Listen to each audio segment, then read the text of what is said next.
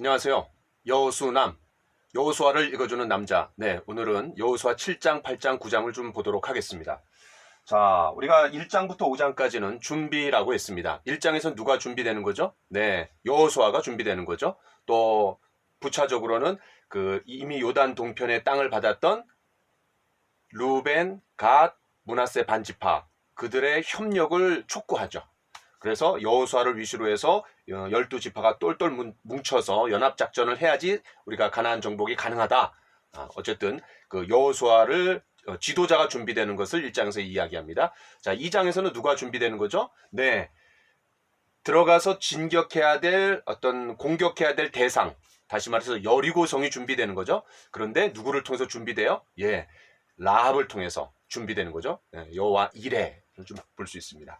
자, 3장 4장은 누가 준비되는 거죠? 예, 하나님이 준비되시는 겁니다. 다시 말해서 출애굽했던 이스라엘 백성들이 홍해바다를 건너면서 하나님의 놀라운 역사를 경험했던 것처럼 이제 요단강을 건너면서 다시 출애굽을 회상하고 출애굽의 사건이 재현됨으로 말미암아 하나님께서 일하신다, 우리와 함께 하신다라는 것을 보여주시고 신뢰를 끌어내야 될 그런 상황이었죠. 이스라엘 백성들로 하여금. 자, 그 다음에 이제 5장은 누가 준비되면 돼요? 예, 이스라엘 백성들이 준비되는 거죠. 근데 여기서 준비되는 게 핵심이 뭐라 그랬어요? 예, 영적인 준비. 왜냐하면 할례를 행했고 또 유월절을 준수했다라는 거죠. 자, 6장에 들어와서는 이제 첫 번째 전투, 다시 말해서 가나안 정복의 첫 열매인 여리고성을 얻는 과정이 나와요. 그런데 사실 여리고성이 무너졌다라는 건 아주 찔끔 그냥 살짝 걸쳐서 얘기하지만 그 과정, 첫날부터 여섯째 날 또 일곱째 날 그 과정을 길게 소개하죠. 왜 그래요? 이 6장의 승리의 원동력이 뭐예요? 믿음과 또 하나님께 대한 순종과 그리고 그들의 불굴의 용기였던 거죠. 반면에 자, 오늘 이제 7장, 8장, 9장을 다루는데 6장과 7장, 8장은 상당히 다릅니다. 상당히 대조돼요. 그러니까 6장과 7장, 8장은 많이 대조되는데 여기는 여리고성의 이제 전투에서 이긴 거고 여기는 아이성입니다. 6장이 믿음과 순종과 용기로 승리했다라면 이 7장과 8장은 패배죠. 물론 이제 나중에 2차 전투에서는 승리하지만 이 패배의 원인이 뭐예요? 예, 지나친 자만심이죠. 또 하나는 뭐예요? 내부의 적, 예, 탐욕이 문제가 되는 거죠. 자, 그래서 이 6장과 7장, 8장이 상당히 대조된다라는 거. 그리고 7장에서는 패배하지만 그러나 이제 8장에서는 또 승리하게 되는 이런 과정들도 우리가 볼 수 있습니다. 자, 그리고 6장부터 12장까지는 그 가나안 땅을 정복해 들어가는 그런 과정이 나오고 특별히 여리고성 전투, 그 다음에 아이성 전투, 여기에 벌써 3장을 이제 할애하는 거죠.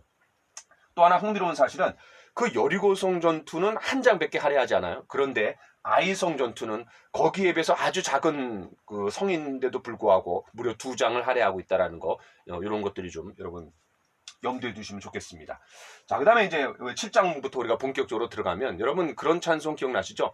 아골골짝 빈들에도 복음 들고 가오리다. 소돔 같은 거리에도 사랑 안고 찾아가서, 예, 부름받아 나서니 몸. 그 찬양의 배경이 되는 곳이 바로 아골골짝이. 예, 아간을 죄인으로 처리해서 이제 돌을 던져서 죽이는데 이제 거기서 이제 아골골짜기가 나오는 거죠. 그만큼 괴로움의 장소, 또 죄악의 장소. 왜냐하면 소돔과 고모라도 뭐 간다고 했으니까 그 찬송에서 그런 분위기를 우리가 좀 알 필요가 있습니다. 자, 여러분 이제 7장부터 보시면은 1절에 이스라엘 자손들이 온전히 바친 물건으로 말미암아 범죄하였으니 이는 유다 지파 세라의 증손 갈미의 아들 아간이 온전히 바친 물건을 가졌습니다. 여호와께서 이스라엘 자손들에게 진노하시니라. 자, 한 사람의 잘못이 전체 공동체에 엄청난 심각한 결과를 초래하는 거죠. 자, 이런 걸 보면은 한 사람의 잘못이 얼마나 이게 참 하나님의 진노를 촉발시키는 원인이 되는가, 이걸 우리가 좀 볼 수 있습니다.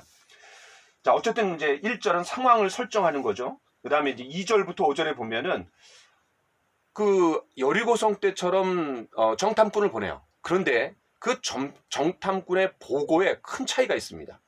여러분 2장 24절에 그 정탐꾼이 여리고성을 돌아와서는 이렇게 얘기하죠. 하나님께서 우리에게 주셨다 이 성을. 그리고 그 성에 있는 사람들이 간담이 다 녹아갖고 공포에 떨고 있고 사기가 완전히 떨어져 있다. 이렇게 얘기해요. 다시 말해서 하나님의 역사를 보고해요. 그런데 2절부터 5절에 보면은 그 보고와는 확연한 차이가 있습니다. 하나님 우리에게 주셨다. 또 뭐 그 공포에 떨고 있다. 이런 얘기가 전혀 없고 어떤 교만함, 자만심이 깔려 있어요. 이게 이제 차이였죠. 그러니까 하나님과 상관없이 한번 이겼기 때문에 승리에 좀 도취되어 있었던 것 같아요. 자, 그런 내용들을 여러분 보시고 이제 그리고 이제 뭐라고 얘기해요? 그렇기 때문에 한 2, 3천 명 정도면은 충분하다 이렇게 얘기해요.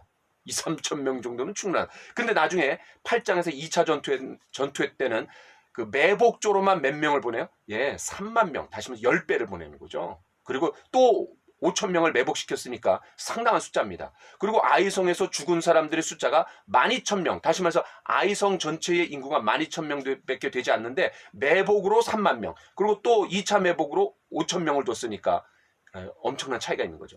그런데 여기서 2, 3천 명이면 충분히 이길 수 있다. 완전히 그냥 그들이 자만심에 빠져 있었던 거죠. 자, 그 결과가 뭡니까? 그렇게 시군죽 먹기다. 이렇게 이제 생각하고 돌격했는데 결과적으로는 36명이 죽고 패배해갖고 돌아옵니다. 자, 그 결과를 재밌게 표현해요. 5절 끝에 보면은 백성의 마음이 녹아 물같이 된지라. 완전히 분위기가 역전됐죠. 사실 이 표현들은 하나님이 전사가 되셔갖고 하나님의 싸움 가운데 맞닥뜨리는 상대편들이 마음이 녹게 되고 물같이 그냥 그런 사기가 떨어지고 공포에 떨었다 그렇게 할 때 이 표현을 쓰는데 오히려 이 표현이 지금 누구의 표현이 됐어요? 이스라엘 백성들의 표현이 된 거죠. 완전히 그냥 분위기가 역전된 것을 우리가 좀 살펴볼 수 있습니다. 자, 그래서 이제 6절부터 9절에 보면 여호수아가 탄식하며 애도하며 하나님 앞에 울부짖는 거죠. 기도하는 거죠. 왜냐? 그 탄식의 핵심이 뭐야? 아니 이렇게 우리가 지면은 하나님의 명성과 평판이 더럽혀지는 거 아니냐? 우리를 통해서 승리해야지 하나님의 명예가 올라가는 건데 결국 우리가 이렇게 지면은 결과적으로는 하나님의 명성과 평판에 흠집이 나고 그게 추락되는 거 아닙니까? 라고 이제 얘기하는 거죠. 자, 그래서 하나님께서 그 기도를 들으시고 해결책을 제시하는데 그 해결책이 뭐예요? 범죄자를 색출해서 처리해라. 그러니까 이제 그 뒤에 있는 쭉 내용을 보면은 결국 이제 공개적인 제비 뽑기 과정에서 누가 뽑혀요? 예, 이 아간이 뽑히게 되죠. 근데 그 아간의 문제를 뭐라고 얘기해요? 예, 탐심에 대해서 얘기해요. 탐심. 그리고 여러분 이 7장에서 계속해서 반복되고 있는 게 뭐냐면 특별히 여러분 10절부터 한 15절까지 반복되는 표현이 나와요. 뭐죠? 하나님 앞에 온전히 바친 물건. 그러니까 여러분 6장에서 기억나세요? 이 여리고성 전투는 하나님의 전쟁이기 때문에 모든 승리와 전리품을 누가 가지세요? 하나님이 가지시는 거예요. 그래서 온전히 하나님 앞에 바쳐야 돼요. 근데 그 중에 슬쩍 했다라는 거죠. 물론 그 탐욕이 문제가 돼갖고. 자, 그래서 그 하나님께 온전히 바친 물건, 이 헤렘의 전쟁이다. 그런 내용을 제가 전 시간에 얘기했습니다. 어쨌든 이제 이 탐심이 문제가 돼갖고 가져가게 되는데 21절 한번 읽어보겠습니다. 내가 노력한 물건 중에 신할산의 아름다운 외투 한 벌과 은 200세겔과 그 무게가 50세겔 되는 금덩이 하나를 보고 탐내어 가졌나이다. 보소서 이제 그 물건들을. 그러니까 이 외부에 있는 적이 아니라 사실은 우리 내부에 있는 적. 여러분 그 디모데전서 이런 말씀 있죠. 돈을 사랑함이 일만하게 악의 뿌리가 된다 그랬죠. 자, 그래서 이 탐심의 문제. 이거는 참 무서운 것 같아요. 이 내부의 적. 자, 어쨌든 이 철저한 회개를 통해서 하나님의 진노와 심판에서 벗어나는 장면이 이제 7장의 후반부가 되고 있습니다. 자, 결과적으로는 하나님과의 관계 회복이 가장 중요하다는 거죠. 그렇죠? 어떤 주술적이고 마술적인 행동을 통해서 하나님의 진노를 가라앉히는 것이 아니라 근본적으로 하나님의 법을 어긴 것에 대해서 깨닫고 그를 돌이켜갖고 완전히 제거하는 것. 진정한 회개야말로 하나님과 관계가 회복되는 것을 우리가 알 수 있습니다. 자, 그 다음에 8장으로 가보겠습니다. 자, 7장이 패배라면 이제 8장은 승리죠. 그런데 또 재밌는 게 있어요.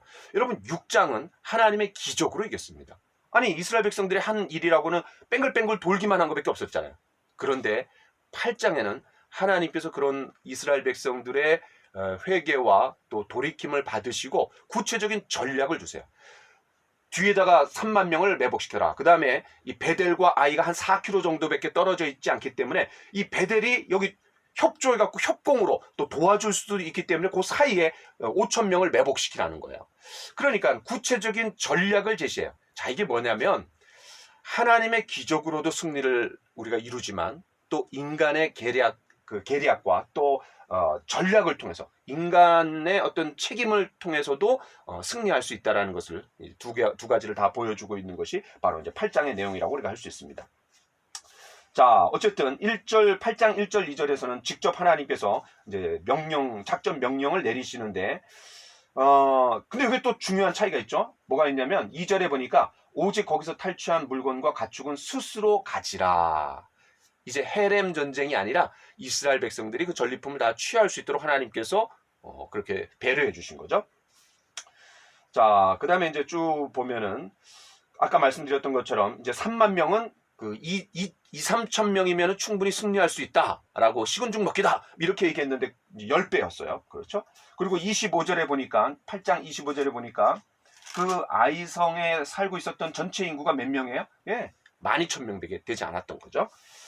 자, 그 다음에 24절부터 29절까지 한번 보세요. 여기 보면은 이제 아이 왕을 사로잡아갖고 죽이게 되는데 29절 그가 또 아이 왕을 저녁 때에 나무에 달았다가 해질 때에 명령하여 그의 시체를 나무에서 내려 그 성문 어귀에 던지고 그 위에 돌로 큰 무더기를 쌓았더니 그것이 오늘까지 있더라. 어떤 메아리가 여러분 또 이렇게 들리십니까? 신명기 21장 23절에서 나무에 달린 자마다 다 저주를 받은 자니 이런 표현이 나와요. 하나님 앞에 저주받았다. 그런데 아무리 나무에 달렸다 할지라도 그 시체에 대한 존엄성을 존중해서 해가 질 때는 내려줘라 이렇게 얘기하죠. 그런 배경을 여기서 또 우리가 의미를 좀 찾을 수가 있을 것 같습니다.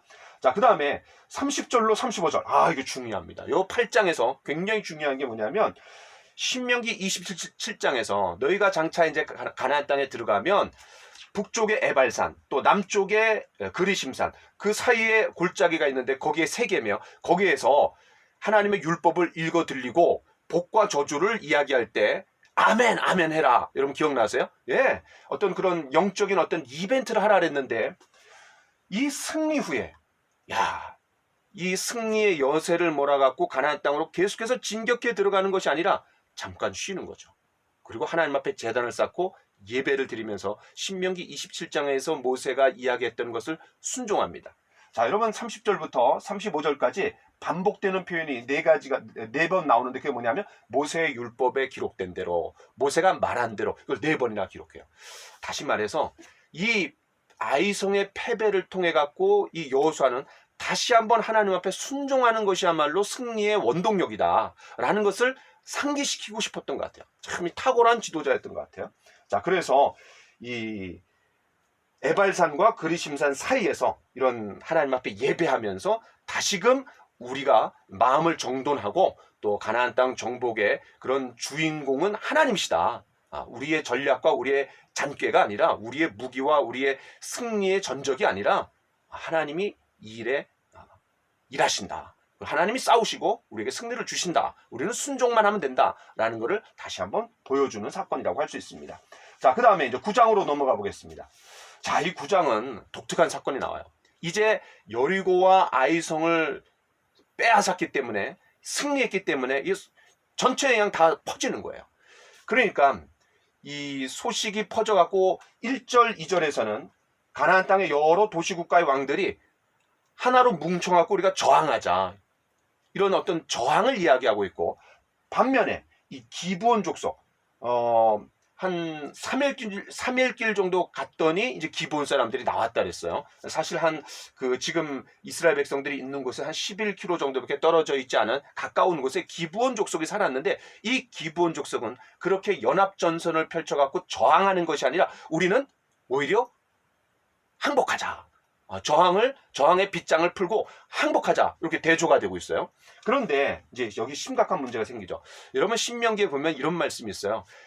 가나안 땅의 족속들은 하나님 앞에 범죄했고 또 그렇기 때문에 하나님 완전히 진멸하라 그랬어요. 그들과 언약도 맺지 말라 그랬어요. 여러분 신명기 7장을 나중에 한번 펴서 읽어보세요. 신명기 7장에 의하면 그들을 진멸하고 언약도 맺지 말고 완전히 없애라 그랬어요.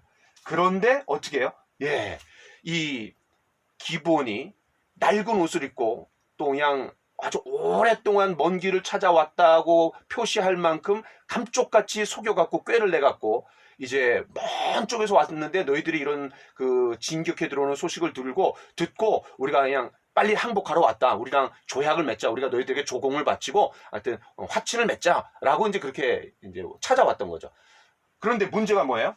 자, 9장에 14절.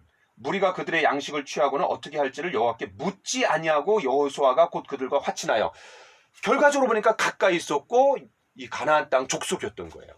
그러니까 하나님의 명령에 불순종한 거예요. 섣불리 화친했다가 여러분 신명기 29장에 보면 또 이런 말씀이 있어요. 뭐가 있냐면은 20장에 너희들이 나아가서 어떤 민족하고 싸우게 될 때 1차적으로 먼저 싸우려고 들지 말고 화친하도록 해라. 그러니까 평화협정을 맺어라. 근데 그걸 거부했을 경우에는 이제 싸우고 조공을 받아내라. 이렇게 얘기하고 있는데, 그러니까 이스라엘 백성들은 이제 싸우지 않은 호전적인 민족이 아니라 하나님의 백성, 화평케 하는 민족이죠. 먼저 화친을 선포하는데 그거에 반응하지 않았을 때 이제 공격하라는 거예요. 자, 그런데 요 원리에 따라서 화친하게 되는 거예요. 이 기브온 족속하고. 왜냐면 저항이 아니라 무저항의 상태로 나왔기 때문에. 그래서 요게 이제 문제가 되는 거예요. 그래서 여러분 신명기 7장과 신명기 20장이 요 성경을 읽어 나가는 배경이다. 여러분 요거를 좀 염두에 두시고 보시면 좋을 것 같아요. 자, 그 다음에 16절부터 21절은 어쨌든 화친하기로 맹세했고 조약을 맺었기 때문에 그 맹세 자체를 깰 수가 없는 거죠. 야, 우리가 이제 여기서 우리가 볼 수 있는 게 뭐냐면, 하나님께서 예수님을 통해 저와 여러분들을 십자가의 피의 언약을 맺으셨잖아요. 하나님 입장에서 우리가 얼마나 죄악된 사람들입니까? 얼마나 반역자입니까? 얼마나 원수들입니까? 그런데 그 여호수아와 기브온 족속이 잘못된 화친에 의해서 조약을 맺은 맹세도 그것을 최선을 다해서 지켜서 결국 그들을 진멸하지 않았듯이, 하나님께서도 예수 그리스도를 통한 피의 언약을 통해서 우리를 계속해서 진노를 누그러뜨리시고 우리에게 은혜를 주시고 우리를 사랑해 주신다는 그런 복음의 메아리를 우리가 또 신약의 그런 복음의 메아리를 우리가 좀 들을 수 있는 부분이 또 이런 부분인 것 같아요. 자, 어쨌든 이제 9장에 보면은 이런 표현들이 계속 나와요. 내 하나님의 집을 위하여 나무를 패며 길을 깃는 자가 되라.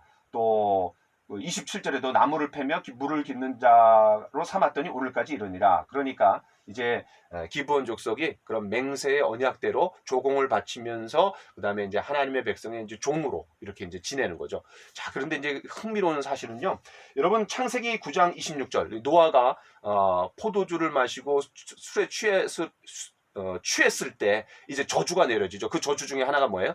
가나안은 셈의 종이 될 거다. 그런데 그것이 성취되는 게 바로 여기입니다. 예, 가나안 족속이 셈족이 누구예요? 예, 아브라함 이하 이스라엘 백성들이에요. 그 이스라엘에게 종이 되는 것을 여기서 이제 성취가 되는 것을 우리가 볼 수가 있는 거죠. 자, 어쨌든 7장, 8장, 7장에서는 패배했지만 8장에서는 다시 승리합니다. 그런데 그 승리 후에 뭐를 조심해야 돼요? 예, 길갈을 조심해야 되죠. 세겜 후에 길갈을 조심하라. 무슨 말이에요? 그 에발산 그리심산이 있는 곳이 세겜이에요. 세겜에서 그런 승리와 또 그런 하나님 앞에 승리를 주신 하나님 앞에 또 언약을 다시 한번 회복하면서 또 이스라엘 백성들에게 정신무장을 시키는 계기가 됐죠. 그런데 9장은 뭐예요? 길갈에서 일어난 사건이에요. 그러니까 우리가 세겜 후에 길갈을 조심하라. 그런 어떤 좋은 문구로 오늘 이 시간을 좀 마무리하도록 하겠습니다.